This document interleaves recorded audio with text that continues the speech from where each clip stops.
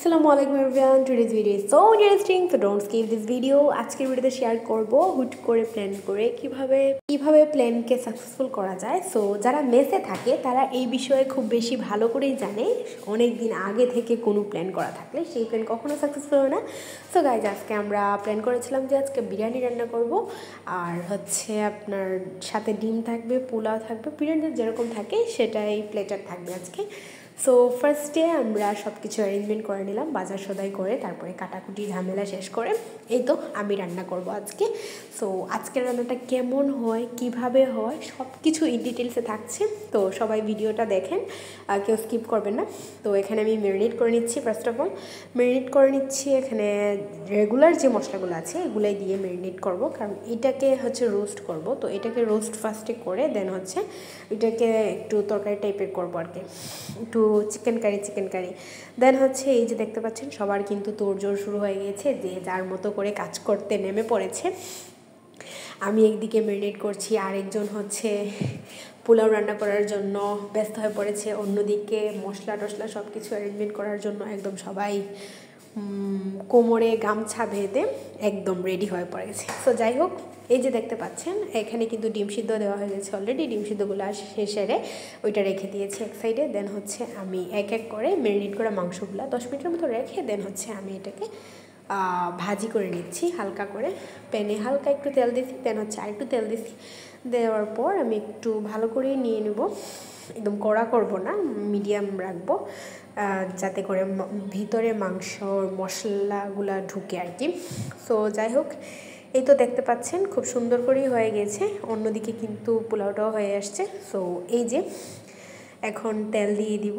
Normally যেরকম রান্না করি আমি এরকমই রান্না করছি, এখানে কোনো স্পেশালিটি নাই, জাস্ট সবাই মিলে একসঙ্গে খাবো বলে জাস্ট হচ্ছে এইটাই স্পেশালিটি আর কি। তো এই তো পেঁয়াজ দিয়ে দিয়েছি, পেঁয়াজ রসুন যা যা আছে সব কিছুই একে একে দিয়ে দিব। আপনারাও পারবেন এরকম করে, আমার মতো না হলেও আমার থেকে আরও বেশি ভালো হতে পারে আপনি যদি ট্রাই করেন। জাস্ট আমি শেয়ার করছি কারণ হচ্ছে আমার মেসেজ সবাই বলছিল যে ভিডিও করব, আর আমার তো ভিডিও করার অভ্যাস আছেই। সো ভিডিও করে নিলাম। তো এই তো মশলা টশলা দিয়ে দেন হচ্ছে এখানে দিয়ে দিচ্ছিলাম। আর একটা মুরগিতে যা যা থাকে সব কিছু দিয়েই এটা এই মেনলি রান্না করা হচ্ছে। আমরা যেহেতু মেসে থাকি আমাদের জন্য যাতে সবাই মিলে একসঙ্গে হয়ে যায় আর কি। 6 জনের জন্য এখানে 6টা রোস্ট করা হয়েছে, আর বাকি সবগুলো ছোটো ছোটো পিস করা ছিল। তো এই তো দেখতে পাচ্ছেন এখানে খুব সুন্দর করে মশলাটা কষিয়ে নেওয়ার পর কিন্তু আমি এগুলো দিয়ে দিছি, যাতে করে মশলা যত কষাবেন তত হচ্ছে আমাদের একটা কথা আছে না, যত কষা তত রসা। তো এই তো দেখতে পাচ্ছেন শেষ হয়ে গেছে আমাদের রান্নাবান্নার যা যা ছিল সব দেখিয়ে নিলাম। এবারে খাবার পালা, খাবারের সময় সার্ভ করছি আমি। সো টোটালি আমার দায়িত্বে সব কিছু হয়েছে, বাট তাদের সাপোর্টটা ছিল, এটা আমার অনেক বেশি ভালো লাগছে। তো যাই হোক, ফার্স্ট টাইম এত বেশি ভালো লাগছে, আর আমি নিজের হাতে রান্না করে আমি অনেক বেশি স্যাটিসফাইড। যাই হোক, এই যে দেখতে পাচ্ছেন আমি কিন্তু একটা দেখিয়ে দিলাম আপনারা কীভাবে প্লেটকে সাজাবেন। এরকম করে সাজালে হচ্ছে প্লেটটা দেখতে সুন্দর লাগে। তো একে একে তরকারি দিয়ে দিচ্ছি, ডিম, তারপরে সালাদ যা যা ছিল তা দিয়ে দিচ্ছি। তো এইভাবে মেসে সবাই মিলে একসঙ্গে খুব বেশি একটা খাওয়া হয় না, সবারই ব্যস্ততা থাকে, শুক্রবারে সবার মতো করে রান্না করে খাওয়া হয়।